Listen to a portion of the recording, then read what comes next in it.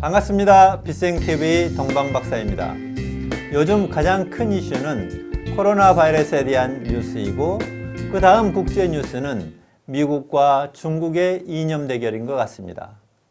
공산주의를 기본으로 하는 중국과 자유민주주의의 이념 아래 펼쳐진 미국과의 패권 다툼이 연일 보도되고 있습니다.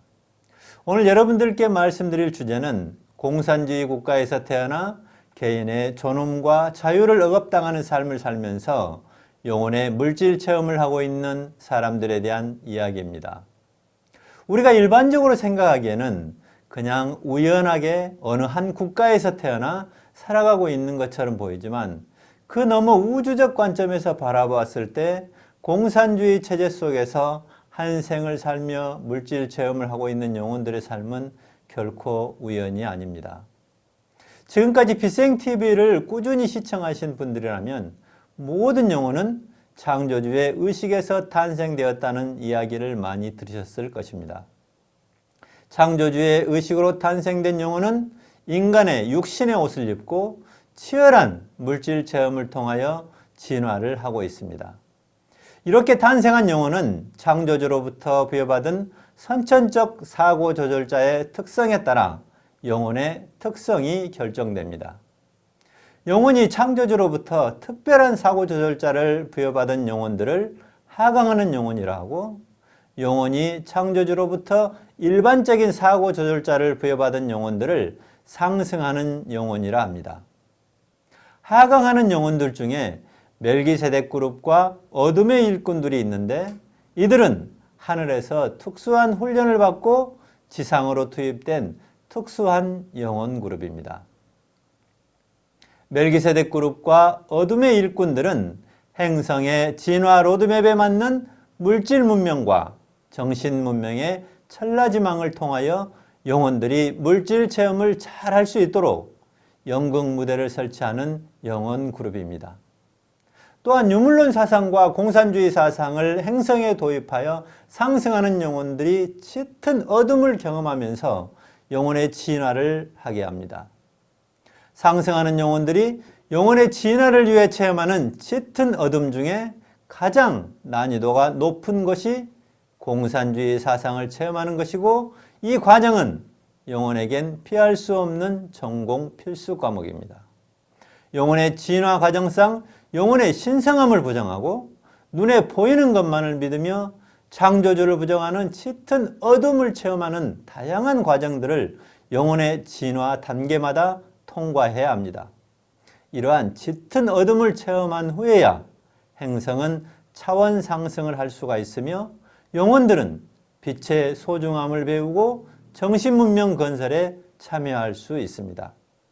또한 상승하는 영혼들이 가장 많은 카르마를 짓게 되는 경우가 유물론과 공산주의 사상을 체험하는 과정이며, 반대로 매우 두렵고 힘든 삶을 통해서 카르마를 가장 많이 해소할 수 있는 기회이기도 합니다. 그러면 사회주의자와 공산주의자는 어떤 사람일까요? 진실의 가치와 자유의 가치를 존중하지 않고 물질에 대한 패권적 권력을 추구하는 삶을 사는 사람들을 전체주의자 또는 사회주의자라고 하고, 인간의 양심의 자유와 양심의 가치를 존중하지 않고 복수와 증오를 기반으로 형성된 앙심을 통한 혁명을 꿈꾸는 사람들을 유물론자 또는 공산주의자라고 합니다. 유물론자들과 공산주의자들은 인간으로 태어날 때 하늘에 의해 다음과 같이 조물되는 특징이 있습니다. 첫 번째는 마음의 크기를 결정하는 심포의 크기가 작게 조물되어 정상적인 사람의 60% 수준으로 조물됩니다. 타인을 수용하고 포용할 수 있는 심포의 크기가 작다 보니 인간의 부정적인 모습을 먼저 보게 되고, 타인의 잘못을 이해하고 용서하지 못하여 옳고 그름의 정의의 방식으로 인간의 문제를 해결하려고 합니다. 두 번째, 공산주의자와 유물론자들은 창조주에 의해 영이 조물될 때 카르마로 인하여 영의 모나드 의식인 양심이 정상적으로 작동되지 않도록 조물이 됩니다. 또한 감정선은 긍정적인 감정보다는 부정적인 감정들이 발달하도록 조물이 되고, 의식선은 현실적이고 욕망을 일으키는 의식이 발달되어 초월적인 사고를 담당하는 의식선들과 창의적인 사고를 발현시키는 의식선들은 비활성화되거나 막혀 있습니다. 세 번째, 영혼의 물질을 체험하는 인간과 창조주 사이에 신성한 에너지를 느끼지 못하고 창조주 의식과의 분리를 통하여 짙은 어둠을 체험하며 형벌의 삶을 살도록 그들의 의식선과 감정선을 조물하였습니다.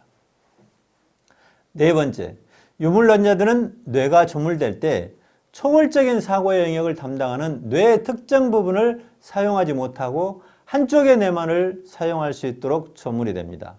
즉, 극좌의 성향이 강한 사람일수록 사고의 폭이 좁고 사고가 한쪽으로 치우치도록 뇌가 조물되거나 강하게 봉인되어 있는 특징이 있습니다.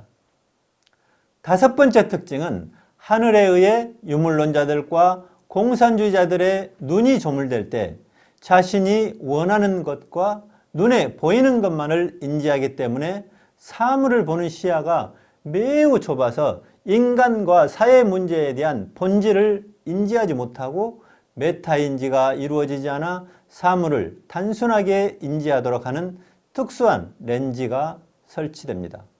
이렇게 공산주의자들과 유물론자들은 하늘에 의해 특별히 조물됨으로 인해서 그들의 성격은 잘 변하지 않습니다. 인간은 생긴 대로 하늘에서 조물한 대로 살다가 가는 존재입니다.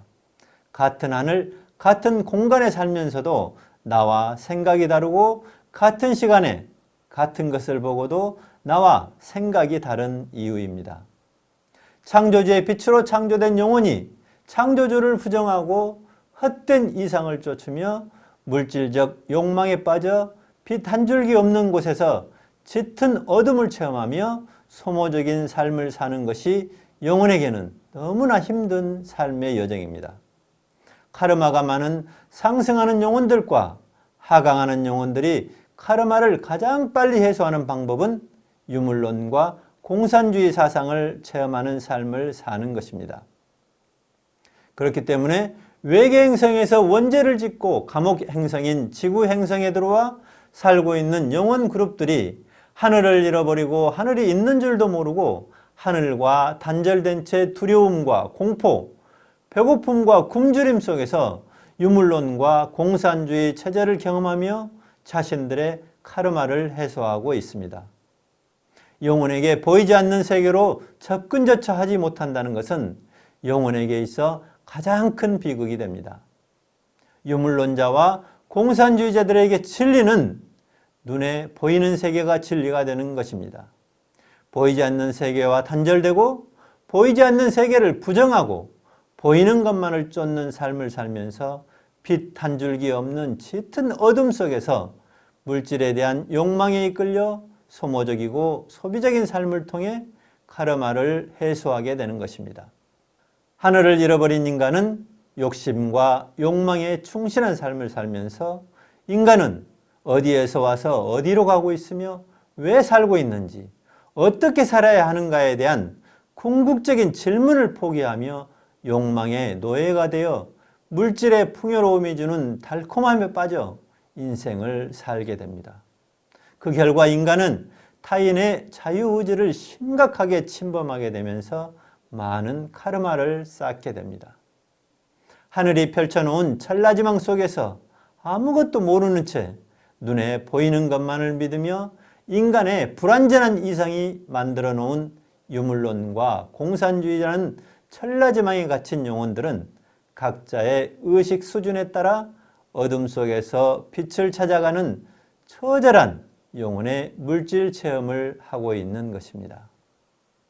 한 영혼의 삶은 우주의 법칙 속에서 여러 삶의 과정을 통하여 진화하고 성장하고 있으며 이 모든 것들은 하늘의 철저한 감독과 계획 속에 진행되고 있습니다. 공산주의 국가에 태어나 힘든 삶의 여정을 가고 있는 모든 영혼들 또한 그들 영혼의 계획에 따라 그 속에서 성장하고 있는 중입니다. 이렇게 모든 영혼들은 각자의 진화 여정에 따라 다양한 문화와 사상들을 접하고 습득하면서 진화하는 존재들입니다. 내 삶이 지금 어디에서 무엇을 하고 있든지 영혼의 성장을 위한 한 페이지를 써내려가고 있다고 생각하시고 오늘도 힘차게 전진하시기 바랍니다. 오늘 강의한 내용 중에 다소 생소한 단어들은 빗생TV의 다른 강의들을 들어보시면 상세한 설명들이 되어 있습니다. 이 강의를 통하여 여러분 영혼의 성장의 발판을 삼으시기 바랍니다. 지금까지 빗생TV 동방박사였습니다. 감사합니다.